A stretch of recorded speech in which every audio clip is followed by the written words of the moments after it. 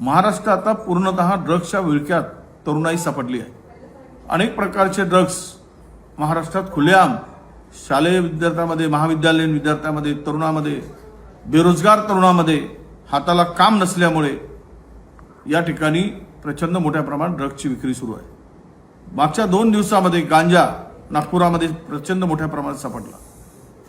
Railway स्टेशनवर drugs सापडले। संपूर्ण महाराष्ट्र आता उडता पंजाब होण्याची स्थिती निर्माण झाली। हे राज्य आता ड्रगमय झाल्याची परिस्थिती झाली।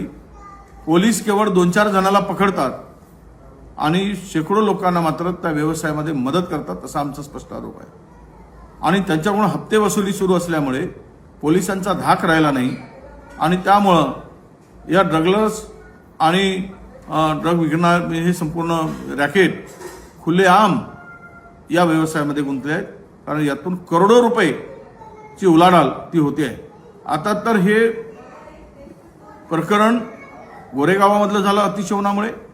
मला वाटतं की यातून जर वेळीच आवर घातला नाही तर महाराष्ट्रातील तरुण उद्ध्वस्त होतील।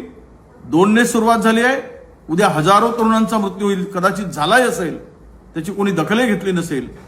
तर मग प्रश्न असा येतो की महाराष्ट्रात आता या संपूर्ण ड्रग्स विक्रेत्यावर किंवा ड्रग्सच्या धंद्यामध्ये पोलिसांची भूमिका नेमकी काय